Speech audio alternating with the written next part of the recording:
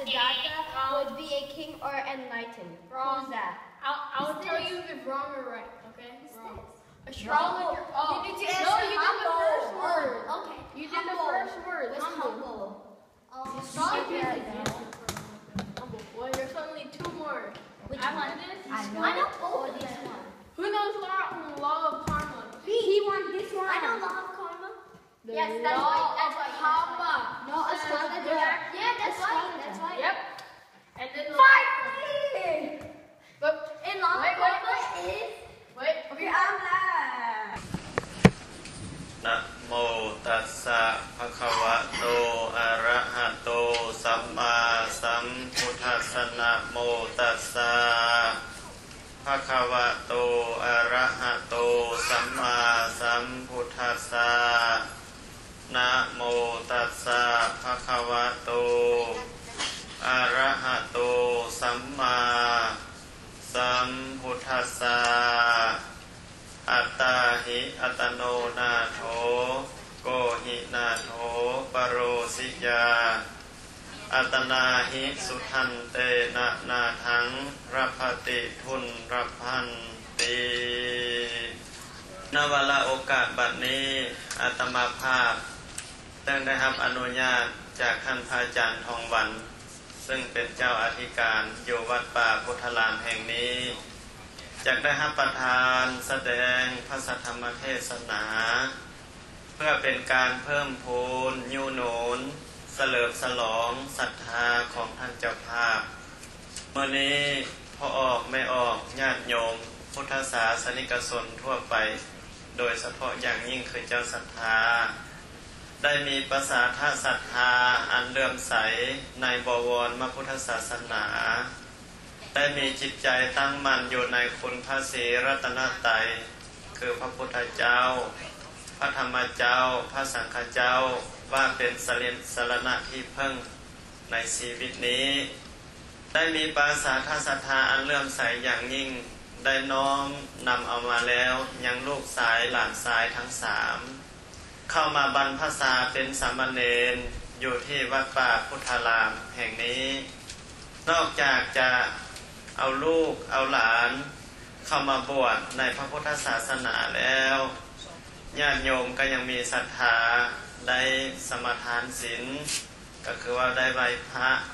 ได้รับศีลเพื่อสำระจิตใจของตนให้สะอาดให้สว่างให้สงบแล้วก็ได้ตักบาตรถวายสังฆทานถวายภัตตาหารให้แก่พระสงฆ์สามเณรในการเฮ็ดบุญเท่านี้ถือว่าท่านได้เฮ็ดบุญอันยิ่งใหญ่ครบไปด้วยทุกสิ่งทุกประการเช่นว่าทานก็ได้ให้ศีลก็ได้รักษาวิเศษอย่างยิ่งก็คือได้เอาลูกเอาหลานเข้ามาบวชในพระพุทธศาสนาอันนี้จึงจัดว่าท่านทั้งหลายนั้นได้ตั้งใจบำเพ็ญบุญกุศลอันวิเศษอย่างยิ่งเจตนาของผู้ที่จะบำเพ็ญบุญกุศลได้บุญกุศลอย่างเต็มที่นั้นท่านผู้ฮู้เพิ่นเคยตัดสั่งสอนไว้ว่าบุคคลที่เฮ็ดบุญอันยิ่งใหญ่เช่นนี้จะต้องได้รับภาระอานิสงส์อันยิ่งใหญ่สมบูรณ์ครบถ้วนนั้นก็ต้องประกอบไปด้วยองค์สามอันที่หนึ่งปุพพเจตนาคือความตั้งใจเบื้องต้นพอออกไม่ออกก็ได้ตั้งใจดีแล้ว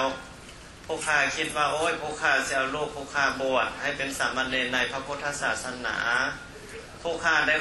ขนขวายหาทรัพย์สมบัติเงินคำด้วยความยากลำบากด้วยความบริสุทธิ์ใจมาซื้อข้าวปลาอาหารซื้อผ้าไตรจีวรเครื่องอัฐบริขารเพื่อบวชลูกบวชหลานเข้าในศาสนาอันนี้บุญเบื้องต้นก็เกิดขึ้นแล้วคือบุพเพเจตนาเจตนาเบื้องต้นที่บริสุทธิ์แล้วประการที่สองมุญจนะเจตนาคือเมื่อกำลังให้ทานอยู่คือเมื่อกำลังประกอบพิธีนี้ญาติโยมก็ได้มีความรื่นเริงบันเทิงใจเส้นการแสดงออกการแต่งกายการแต่งกายเสื้อผ้าอาภรณ์ก็ได้ใส่ได้นุ่งได้ถือแบบฮีทลาวของลาวแท้ๆได้นั่งตะหมอบตอบขาไหว้พระสวดมนต์แท้ๆ ได้สมาทานศีลสำระจิตใจให้สะอาดแท้ๆแล้วจึงได้ตั้งใจยกถวายวัตถุทานยกลูกยกหลานเข้าบวชในศาสนาอันนี้แม่นเจตนาอันที่สองก็เป็นความบริสุทธิ์ผุดผ่องแล้วพอออกไม่ออกก็ได้เห็นแล้วประการที่สามอปราประเจตนาคือเมื่อหลังจากเราเฮ็ดบุญไปแล้วบ่ให้มีความกินแหนงตามภายหลังบ่ให้จมว่าโอ้ยผู้ข้าเสียดายทรัพย์สมบัติผู้ข้าเนาะเอาไปบวชลูกบวชหลานทั้งสามซื้อผ้าไตรจีวรอัฐบริขารซื้อข้าวปลาอาหารก็หมดไปหลายร้อยหลายพันผู้ข้าเสียดายเด้อันนี้บ่ให้มีบ่ให้ขึ้นคันท่าขึ้นมันกุศลนั้นมันตกเพราะฉะนั้นเขาจึงลื่นเริงบันเทิงใจว่าโอ้ยผู้ข้าได้ทานแล้วหมดเท่าใดบอกว่าผู้ข้าได้ตั้งใจดีแล้วให้ละนึกถึงผลทานอันนี้อยู่ใจอันนี้จะเป็นบุญเป็นกุศลอย่างยิ่งทั้งในภพนี้อัตภาพนี้และภพอย่างยิ่งคือในภายภาคหน้าคือสวรรค์นิพพานต่อเนื่องกันไปเพิ่นว่าบุคคลใดก็ตามที่ได้เอาลูกเอาหลานบวชเข้าในศาสนาประกอบไปด้วยองค์ประกอบทั้งสามนี้แล้วญาติโยมนั้นจะได้รับพละอานิสงส์หลายหาที่จะอุปมาเปรียบเทียบบ่ได้อาตมาก็จะขอสาธกยกมาบรรยายขยายความเพียงเล็กน้อยพอให้ญาติโยมได้เข้าอกเข้าใจและเป็นแนวประพฤติปฏิบัติพอเป็นเครื่องสดับสติปัญญาพอเป็นน้ำทิพย์หดลงในห้วงเหวของหัวใจญาติโยมให้มีความซุ่มซื่นยินดีปิติเป็นอย่างยิ่งในกองการกรกุศลที่ได้กระทำแล้วนี้อันนี้ส่งในการเอาลูกเอาหลานเข้ามาบวชในศาสนานี้พระผู้มีพระภาคก็ทรงสรรเสริญว่าเนกขัมมะปรมีคือการออกบวชพระพุทธองค์ก็เคยออกบวชมาแล้วหลายภพหลายชาติจนในที่สุดจึงได้เป็นพระสมเด็จพระสัมมาสัมพุทธเจ้าได้อันนี้เราก็ถือว่าได้เดินตามหอยพระบิดาจารย์คือพระบรมครูของเราอันนี้ส่งในการบวชนี้มันเกิดขึ้นอยู่3ประการด้วยกันอันที่หนึ่งอันนี้ส่งเกิดขึ้นแก่เจ้าศรัทธาก็คือผู้เป็นพ่อเป็นแม่เป็นปู่เป็นย่าเป็นตาเป็นยายเป็นพี่เป็นน้องอันนี้ประการที่หนึ่งเกิดขึ้นแก่เจ้าศรัทธาประการที่สองเกิดขึ้นแก่โตผู้บวชนั่นเองประการที่สามอันนี้ส่งเกิดขึ้นแก่พระพุทธศาสนาถ้าถามว่าอันนี้ส่งเกิดขึ้นแก่เจ้าศรัทธาอันนี้ส่งเกิดขึ้นแก่โตผู้บวชอันนี้ส่งเกิดขึ้นแก่พระพุทธศาสนานั้นเป็นไปอย่างไรก็มีข้ออธิบายไว้ว่าบุคคลใดที่เป็นเจ้าภาพเจ้าศรัทธาเอาลูกเข้าบวชในพระพุทธศาสนาเอาหลานเข้าบวชในพระพุทธศาสนาเพราะว่าสามารถปิดประตูอบายภูมิได้บุญกุศลของเอาลูกเอาหลานเข้าบวชเป็นสามเณรนี้ปกเกล้างวมขม่อมปิดประตูอบายภูมิอบายภูมิมีอย่างคือนรกผีเพศอสุรกายสัตว์เดรัจฉานเพิ่นเอิ้นว่าอบายภูมิทั้งสี่ถ้าผู้ใดเอาลูกเอาหลานเข้าบวชในพระพุทธศาสนาแล้วสามารถปิดประตูอบายภูมิทั้งสี่บ่ให้เฮาไปสู่นรกบ่ให้ไปสู่ผีเพศบ่ให้ไปสู่อสุรกายบ่ให้ไปสู่สัตว์เดรัจฉานคันถ้าว่าผู้ใดเอาลูกเอาหลานเข้าบวชในศาสนาแล้วบุญกุศลอันนี้เรื่องงามแล้วโอ๊ยผู้ข้าอยากตกนรกลองเบิ่งเด้ไฟมอดนรกลุกท่วนอยู่ลองเอาขาไปป้อนลงไฟนรกนั่นก็บ่สามารถไหม้ผู้มีบุญได้ไฟนรกเพิ่นเอิ้นว่าไฟมาลายกันฮ้อนแสนฮ้อนกระมอดปึ๊บลงไฟจ่ายมพิบาลเพิ่นว่าบ่สามารถไหม้เจ้าได้เจ้านี่เป็นคนบุญบุญนี่เป็นอาญาสิทธิ์ได้ปิดประตูอบายภูมิดังกล่าวดังนี้นิทานที่พ่อแม่ครูบาอาจารย์เพิ่นเล่าสืบกันมาย่องยอสรรเสริญการเอาลูกเข้าบวชในศาสนาในว่ายังมีครอบครัวนึงแล้วมีแม่ออกคนนึงเป็นแม่ไม้ผัวเพิ่นตายปะแล้วมีลูกชายคนเดียวเลี้ยงลูกชายใหญ่กาหน้าบานอายุได้12ปีแล้วลูกชายบังเอิญว่าไปติดวัดไปติดครูบาวัดก็คือที่มันมีครูบาหนุ่มคือวัดป่าพุทธารามเฮานี่แหละคืออาจารย์ทองวันอาจารย์ทองใหม่และอาจารย์อื่นๆเป็นพระหนุ่มเด็กน้อยอย่างค่อยติดเนาะคันพระอายุหลายเพิ่นก็บ่สนเด็กน้อยเท่าใดเด็กน้อยก็บ่ติดวัดบังเอิญว่าลูกของแม่ออกคนนั้นน่ะลูกอีนายแม่ไม้ทุกข์หลายครอบครัวนี่ทุกข์ยากเลยทุกข์หลายแท้ๆบ่เป็นทุกข์ธรรมดาขุดหัวเราเกาหัวหญ้าเลี้ยงชีวิตได้ลูกชายซะว่าไปติดวัดติดเจ้าหัวอยู่วัด คันติดเจ้าหัวได้จังได๋ติดเจ้าหัวก็ส่วนบวชเท่านั้นแหละเนาะคันไปติดนักเลงเสพยาเขาก็ส่วนเสพยาไปติดนักเลงอันธพาลลัทธิกันเขาก็ส่วนไปลัทธิกันคันติดนักเลงเล่นการพนันเขาก็ส่วนเข้าแต่คาสิโนอันนี้บังเอิญว่ามาติดเจ้าหัวอยู่วัดมาติดพระอยู่วัดพระก็ส่วนสูตรมนต์ส่วนทักษิณในที่สุดก็ส่วนบวชลูกชายของแม่ออกแม่ไม้คนนั้นก็อยากบวชได้บัดนี้ฮ้อนหนอนทการอยากบวชไปขอแม่อีแม่เอ้ยลูกอยากบวชนำเจ้าหัวอยากเป็นไอ้จัวแม่ว่าลูกเอ้ยพ่อเจ้าตายแม่มีแต่เจ้าผู้เดียวเลี้ยงมาแสนทุกแสนยากเลี้ยงเจ้าในน้ำมดแสนหัวปลามดแสนขาไก่เลี้ยงใหญ่แล้วกระวังเพิ่มกินแหงเจ้าสิหนีปะแม่ไปบวชเสียแม่อยู่ในผู้ใดคันท่าว่าเจ้าไปบวชหัวใจของแม่มันก็แตกสลายตายลงทันทีย้อนขาดเจ้าลูกเอ้ยชีวิตนี้แม่มีแต่เจ้าแม่ให้เจ้าไปบวชบ่ได้แม่บ่สามารถพัดภาคจากข้างเจ้าได้แม่บ่สามารถจะปล่อยเจ้าไปทางอื่นได้ทุกมื้อแม่ต้องกอดต้องสมต้องทนุถนอมเจ้าแม่ให้เจ้าบวชบ่ได้ดอกลูกเอ้ยในเมื่อลูกชายได้รับคำปฏิเสธจากผู้เป็นแม่ว่าบ่ให้ไปบวชลูกชายนั่นก็คืออยากบวชนอนอยู่ก็ให้ย้อยได้อยากไปบวชในที่สุดก็เลยตัดสินใจลักหนีไปบวชหนีป่าแม่ไปบวชเห็นบอกเดี๋ยวนี้เพิ่นจังห้ามว่าคันผู้ใดสิบวชในศาสนาเพิ่นจังว่าให้พ่อแม่อนุญาตให้ก่อนอาญสมโตสิมาตาปิตุหินะพ่อของแม่พ่อเจ้าแม่เจ้าอนุญาตให้บวชแล้วบ่อามะพันเตโดยขน่อยพ่อแม่อนุญาตเพิ่นจะให้บวชได้เดี๋ยวนี้นะแต่กี้เพิ่นน่ะอยากบวชแล้วเอาบวชโลดเอาบวชแม่ออกอีนายแม่ไม้เราก็ให้แล้วคิดฮอดลูกให้ย้อยลูกก็ไปบวชเป็นไอ้จั่วอยู่วัดคือไอ้จั่วเฮาทั้ง3นี่แล้วคุมผ้าสีเหลืองนั่งให้ซุ้มอยู่สิได้เป็นทางขึ้นสู่สวรรค์ทางขึ้นสู่นิพพานแม่มื้อใดก็ให้คิดฮอดลูกยามกินข้าวยกพาข้าวมาตั้งเห็นอาหารแล้วก็ขึ้นเห็นหน้าลูกก็เกินบ่ลงให้สินอนเหลียวไปทางข้างบ่เห็นหน้าลูกก็ให้อีนายนี่นะเราขึ้นฮอดลูกเราหลายลูกเราก็อยู่วัดเพิ่นก็สวดมนต์ทวนยามมื้อเช้าย่างมาบิณฑบาตไกลหน้าบ้านลูกก็ย่างเป็นแถวนำเพิ่นเรื่องอลามงามตาแม่นี่เอาข้าวมาใส่บาตรแล้วก็ให้เห็นลูกพอลูกหนีบาตรอยู่มาวันนึงแม่ออกผู้เป็นแม่ได้ไปเอาเฟิร์นตามภาษาบ้านเฮาแต่ไปเอาเฟิร์นมัดเฟิร์นแบกเฟิร์นมาฮอดกลางทางฮ้อนเมื่อยหลายก็เลยมานั่งพักอยู่กกไม้ใหญ่กกนั่งเอามัดเฟิร์นวางไว้แล้วก็มานั่งเอื้อยเข้าไม้เอื้อยกกไม้นั่งเอื้อยเทิงไปแล้วเผลอรับไปลูกค้าเทวดาผู้สิงสถิตอยู่ต้นไม้ใหญ่ต้นนั้นฮู้อุปนิสัยของแม่ออกคนนั้นโอ้ยอีนานี่เราคือมาเป็นทุกข์แท้ลูกเราไปทางดีไปทางถูกแล้วเราเป็นห่วงลูกเราคือมาทุกข์แท้เห็นเราให้อยู่เห็นอย่างกับโบสถโบซื่นหมู่หัวโตให้เสียจังใดเนาะลูกค้าเทวดาก็เลยมานิรมิตเข้าในห่วงของความฝันกำลังที่เคลิ้มหลับไปนะเคลิ้มหลับนั่งเอื้อยกกไม้ใหญ่เคลิ้มหลับไปลูกค้าเทวดาก็เลยมานิรมิตเป็นจ่ายมพิบาล2 คนนุ่งผ้าสอดกระเตียวเคียนหัวแดงจับหอกผู้ละดวงย่างเข้ามาจับแขนในแม่ไม้คนเบื้องดึงลากไป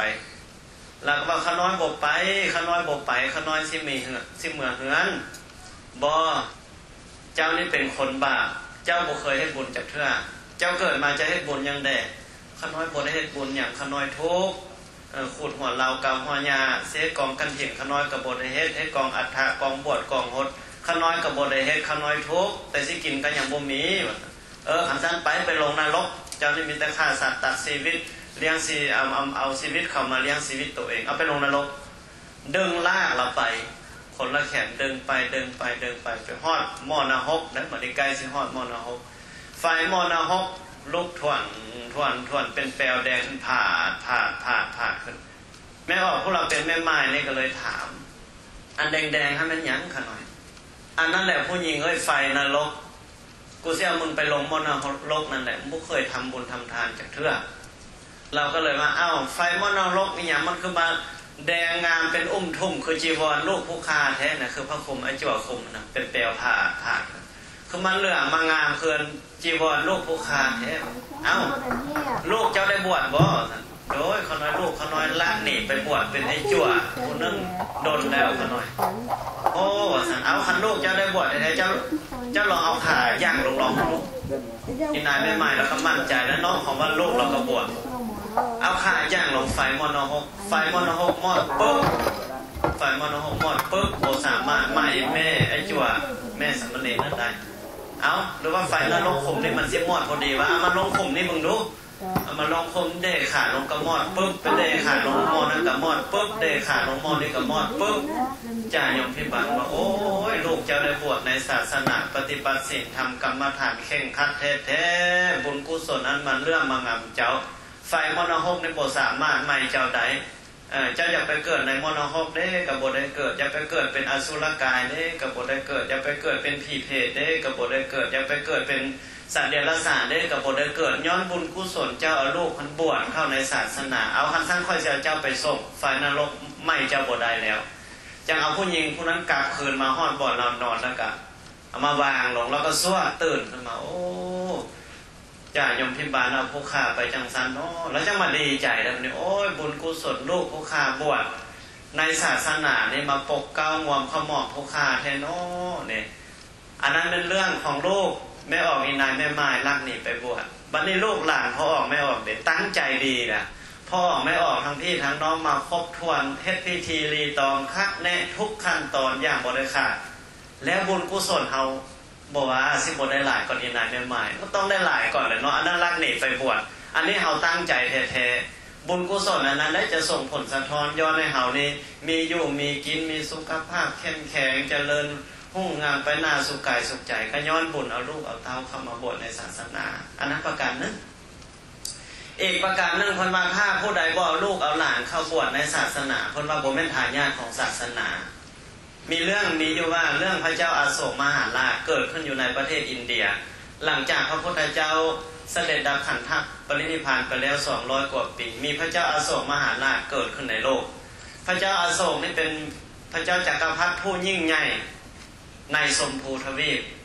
มีศรัทธาเลื่อมใสในบวรพุทธศาสนาสร้างพระธาตุเจดีย์นี้ 84,000 องค์คู่กับหลักคำสอน 84,000 พระธรรมขันธ์และก็อุปถัมภ์พกยอยกพระพุทธศาสนาบำรุงปัจจัย4ให้แก่พระสงฆ์สามเณรคือพ่อไม่ออกอุปถัมภ์ปัจจัย4มีอย่างในเครื่องไส้ไม้สอยต่างๆเพิ่นว่าปัจจัย4มีจีวรบิณฑบาตที่อยู่อาศัยบ้านยารักษาพญาอุปถัมภ์บ่ได้ขาดพระเจ้าอาโศกหลังจากสร้างเจดีย์ 84,000 องค์ทั่วชมพูทวีปฉลองอยู่7 ปี 7 เดือน 7 วันครบถ้วนบริบูรณ์แล้วเพิ่นได้ไปกราบทูลพระอรหันต์ทั้งหลายว่าบัดนี้บุญกุศลข้าน้อยได้สร้างมาดีแล้วยังมีสิ่งใดที่ยังบ่ครบถ้วนขอพระอรหันตาเจ้าทั้งหลายจงบอกข้าน้อยเด้พระอรหันต์อย่ามาดูก่อนมหาราชสมภารพระองค์ผู้ทรงพระคุณอันประเสริฐบุญกุศลใดในโลกอันนี้ในหลักคำสอนนี้มหาราชได้ทำหมดแล้วแต่มหาราชยังบ่ได้เป็นทายาทของศาสนาเถื่อพระเจ้าทรงมหาราชตื่นได้สะดุ้งอ้าวเฮ็ดหมดส่วนสุแนวแล้วเป็นอย่างบ่ได้เป็นทายาทของพระศาสนาเป็นอย่างเพราะเหตุใดเพราะอรหันตาเจ้าทั้งหลายจึงเจริญพรบอกว่าถ้าอยากเป็นทายาทของพุทธศาสนาที่แท้จริงขอพระองค์จงบวชเข้าในศาสนาเพิ่นก็เลยตอบว่าข้าน้อยเป็นพญาจักรพรรดิต้องปกครองไพร่ฟ้าข้าแผ่นดินขอบน้ำแดนดินเฮ็ดจังใดข้าน้อยสิบวชใดถ้ามหาราชบวชบ่ได้ให้เอาลูกเอาหลานบวชในศาสนาถ้าบ่มีลูกบ่มีหลานให้ขอลูกคนอื่นมาบวชเป็นลูกแก้วของตนแล้วจึงจะได้เป็นทายาทของศาสนาพระเจ้าอโศกมหาราชมาพิจารณาเบิ่งเห็นลูกอยู่2 คนลูกสายคนนึงชื่อว่าท่านมหินทะลูกสาวคนนึงชื่อว่าพระนางอมิตตาก็เลยเอาลูกทั้ง2นี่บวชผู้หญิงก็บวชเป็นครูบาผู้หญิงเพิ่นเรียกว่าภิกขุณีผู้ชายก็บวชเป็นครูบาผู้ชายเพิ่นเรียกว่าภิกขุเอาบวชเข้าในศาสนาแล้วพระอรหันต์ทั้งหลายจึงทรงสรรเสริญอนุโมทนาสาธุประกาศเทวบุตรเทวดาบรรลือลั่นว่าพระเจ้าอโศกมหาราชเป็นทายาทของพระศาสนาที่แน่นอนแล้วที่มั่นคงแล้วพระนางอมิตาและพระมหินทะทั้ง2 องค์นี้ก็ได้นำพุทธศาสนาจากประเทศอินเดียไปเผยแผ่อยู่เกาะลังกาในการต่อมาแห่งบอกประเพณีคนลาวนี่เมื่อลูกเกิดมาอายุได้12 ปีเอาบวช แทนคุณค่าข้าวป้อนน้ำนมของแม่อายุ20 ปีเอาบวชเป็นครูบาแทนบุญคุณพ่อบุญคุณแม่ผู้ใดผู้มีลูกไปขอลูกผู้อื่นมาบวชเป็นลูกแก้วใช่ปะผู้ใดเคยได้ยินบอกบวชลูกแก้วเด้อนะข้าเอามาเป็นพ่อยก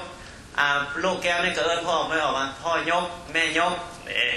อันนี้ส่งเกิดขึ้นแก่เจ้าศรัทธาโดยย่อๆที่อาตมาสาธบมาเป็นอย่างนั้นบัดนี้ประการที่2อันนี้ส่งนั้นย่อมเกิดขึ้นแก่โตผู้บวชเกิดขึ้นอย่างไรแก่โตผู้บวชธรรมดาบุคคลที่มาบวชเนี่ยนะเพิ่นเอามาบวชเขียนอ่านฮู้หินฮู้ของฮู้บาปฮู้บุญฮู้คุณฮู้โทษฮู้สิ่งที่เป็นประโยชน์และบ่เป็นประโยชน์ฮู้สูงฮู้ต่ำฮู้บุญคุณของพ่อของแม่บุญคุณพ่อแม่ผู้ฆ่านี้ทอดภูเขากาบุญคุณผู้ฆ่านี้พ่อแม่ผู้ฆ่านี้ทอดฟ้ากับแผ่นดินคำปากพ่อแม่นี้นักเกิ่งธรณีไผ่ผู้ยำแยงนบหักสิดีเมื่อหน้าเฮาฮู้จังสันใดฮู้หลักคำสอนฮู้ศีลฮู้ธรรมฮู้ละชั่วฮู้ทำดีฮู้ทำจิตใจให้ผ่องใสกายเป็นคนดีเพราะว่าคันเป็นไม้ก็ไม่เอามาถากมากบมาขูดมาเหล่าแล้วเป็นดามพาดามส่วนดามจกดามมีดได้แล้วคันบุคคลใดยังบ่ทันบวชถือว่ายังเป็นไม้อยู่ในดงอยู่เอามาเฮ็ดดามพากับบ่ได้เฮ็ดดามจกดามส่วนกับบ่ได้มาเฮ็ดเสาเงินกับบ่ได้เพราะว่าบ่ทันได้เลื่อยบ่ทันได้ขูดได้เก่าบุคคลใดบวชมาแล้วอุปมาคือเหล็กเอาเข้าเตาเผาแล้วเผาแล้วก็มาตีเป็นหูปพามาจุบน้ำแล้วก็เป็นพาแล้วมาฝนมานับฟันอย่างกะได้คันเป็นเหล็กอยู่ในขี้ดินซื่อๆเอามาเฮ็ดผ้ากับบ่ได้เฮ็ดมีดกับบ่ได้อันนี้เหล็กหามาเผามาตีมาจุบมาเป็นผ้าเป็นมีดแล้วตัดไม้กะได้ฟันไม้กะได้คนเฮาคือกันเพราะฉะนั้นผู้บวชเข้ามาเพิ่นจึงเอิ้นว่าเป็นคนสุขแล้วเป็นคนสุขแล้วเป็นผู้สละเช่นว่าบวชเป็นไอ้จั่วเคยจั่วทั้ง3เมื่อสิกไปเพิ่นเอิ้นได้ไอ้เสียงเนาะสมมติว่าซื้อกอซื้อขอกับเสียงกอเสียงขอคำว่าเสียงนี่หมายถึงว่าผู้เจริญแล้วผู้หุ่งเหืองแล้วคันผู้บ่ได้บวชแล้วเพิ่นประเพณีเฮาเพิ่นบ่เอิ้นเสียงเลยเนาะเพราะว่าเท้านั้นเท้านี้ไปซื่อๆเท้ากอเท้าขอซื่อคันถ้าบวชแล้วเพิ่นเอิ้นเสียงนำหน้าแล้วได้เสียงกอเสียงขออย่างนี้คือทั้ง3นี่ถ้าเพิ่นสิกไปพ่อไม่ออกพยายามเอิ้นเสียงได้ให้เด็กน้อยอเมริกาเขาเจ้าถามคือว่าอีแม่เสียงเป็นหยังต้องหาคำอธิบายเลยเสียงนี่เป็นคนดีแล้วเป็นผู้สละแล้วเป็นผู้ฮู้แล้วอาจารย์เพิ่นว่าต้องอธิบายเขาเจ้าเข้าใจบัดนี้อายุฮอด20 ปีเด้บวชคันบวชบ่ทันได้หดจากเทื่อสิกไปเพื่อไอ้ทิศคำว่าไอ้ทิศนี่มาจากคำว่าบัณฑิตบัณฑิตสิกไปไอ้ทิศทิศกอทิศขอเพิ่นเอิ้นกันไอ้ทิศคันได้หดเท่านึงได้อาจารย์ทิศบัณฑิตก็ไปผู้ฮู้กันอาจารย์คันได้หดเท่านึงเอิ้นอาจารย์จารย์ซาจานสมเด็จจานสาจานครูละคำจานลูกแก้วจานยอดแก้วอย่างก็ตามเรื่องตามสั้นที่ใดก็ถือว่าเป็นอาจารย์และเป็นผู้ยิ่งใหญ่แล้วเป็นผู้สอนคนอื่นใดแล้วเพิ่นจะเอิ้นอาจารย์เป็นอาจารย์คันตะกี้รุ่นพ่อไม่ออกพ่อออกทั้ง3นั่งทั้งหน้าบวชเป็นอาจารย์สิกไปนี่เด้ไปลิ้นสาวนี่ผู้สาวก็รุ่นไม่ออกโอ้ยหอมปันเข้าเมาแล้วอาจารย์มาเล่นนำโอ้ยผู้ข้าอยากเป็นแฟนอาจารย์เด้ผู้เฒ่าผู้แก่โอ้ยกูจะได้อาจารย์สาอาจารย์ครูมาเป็นลูกเขยเด้เช่นไรอันตะกี้นะคำผู้ใดเป็นอาจารย์ถือว่าเป็นคนสุขคำผู้ใดบ่ทันได้บวชแต่เพื่อเป็นคนดิบเป็นคนดิบเนาะอันนี้โดยย่อเว้าเรื่องอานิสงส์เกิดขึ้นแก่โตผู้บวชนะแก่โตผู้เจ้าของบวชบัดนี้อานิสงส์เกิดขึ้นแก่พระศาสนาเด้อานิสงส์เกิดขึ้นแก่พระศาสนาก็คืออาตมาว่ามานั่นแหละเรื่องพระมหินทาและพระนางอมิตาหลังจากพระเจ้าอโศกบวชอยู่ประเทศอินเดียแล้วก็ไปประกาศศาสนาอยู่ประเทศศรีลังกาแล้วในที่สุดศาสนาสถิตสถาพรมั่นคงในประเทศศรีลังกาแล้วพระสงฆ์ศรีลังกานำเอาพระพุทธศาสนาเข้าไปเผยแพร่ในประเทศกัมพูเชียในประเทศลาวเป็นที่สุดในเมื่อว่าคนกัมพูเชียคนลาวคนในคงเขตอินโดจีนนับถือพระพุทธศาสนาเด้ฮอดมื้อนี้พ่อเฮาแม่เฮาญาติพี่น้องอันเป็นที่ฮักของเฮาได้มาตั้งถิ่นฐานลำเนาอยู่ประเทศอเมริกาบ่อนบ่มีพระพุทธศาสนาพ่อออกไม่ออกก็ได้เอามานำเอาพระพุทธศาสนามานำเอามาด้วยอย่างไรนิมนต์พระสงฆ์องค์เนรมาสละทรัพย์สมบัติมหาศาลสร้างวัดขึ้นทั่วประเทศอเมริกา100 กว่าวัดถามว่า100 กว่าวัดเอามาได้ไสเอามาได้ประเทศลาวนี่อันนี้ส่งเกิดขึ้นแก่พุทธศาสนาก็คือว่าเป็นผู้สืบทอดอายุพระศาสนาบวชมาแล้วเฒ่าแก่ตายไปบวชใหม่บวชมาแล้วสิกไปเอาบวชใหม่ อันนี้แหละเพิ่นยังเอิ้นว่ามดดงก็ยังเล่ามดเท่าเก่าก็ยังลูกยังหลานลูกแทนพ่อหน่อแทนหลำย้อนว่าพ่อไม่ออกเอาลูกเอาหลานบวชแบบนี้พระพุทธศาสนาจึงเจริญรุ่งเรืองมั่นคงถาวรมาฮอดปัจจุบันนี้ให้ญาติโยมได้นบได้กราบได้ไหว้ได้บูชาได้ทำบุญกุศลเนี่ยอันนี้อาตมายกมาโดยย่อว่าอานิสงส์นั้นเกิดขึ้นแก่พระศาสนาโดยสรุปโดยรวมก็คือว่าการที่ญาติโยมทั้งหลายได้สร้างนาทะคือที่พึ่งอันเป็นบุญเป็นกุศลแท้จริงนี้บุคคลใดมาญาติบ่ใดบุญกุศลญาติบ่ใดถ้าถามว่าเฮาเกิดมาในโลกนี้เกิดมาหยัง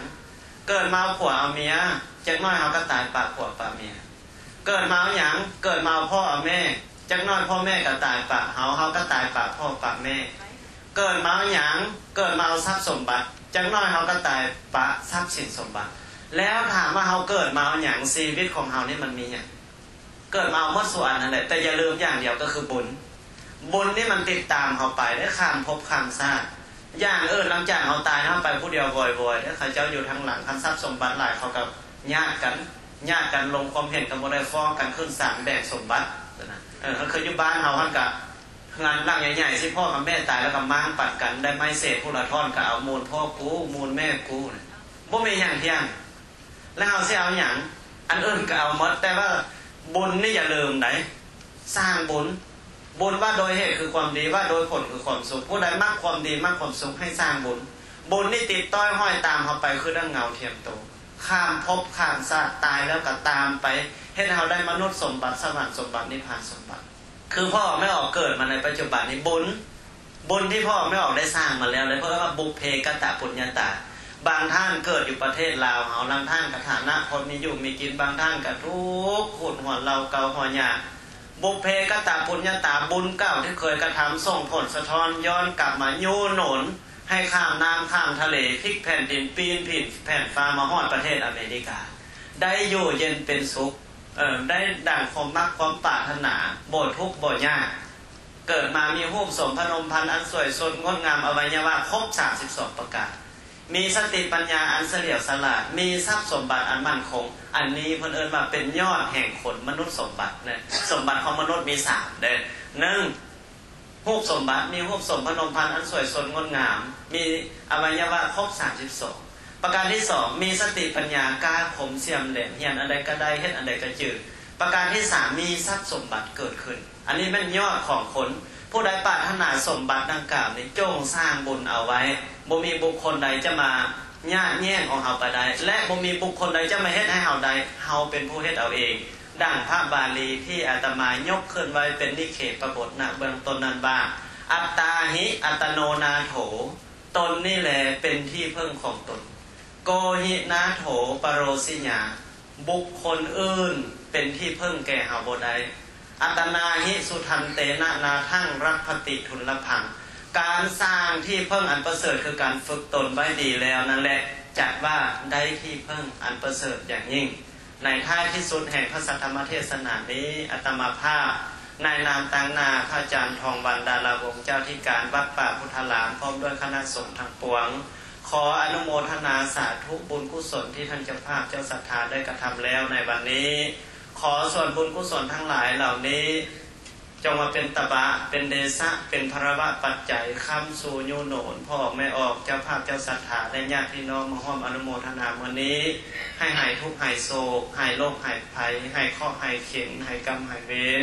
หายพยาธิโรคาให้อยู่ดีมีแรงเข้มแข็งมั่นยืนเจริญหุ่งเหืองโชคดีตลอดไปดังคำมักคำปรารถนาทุกประการทุกท่านทุกคนเทอญ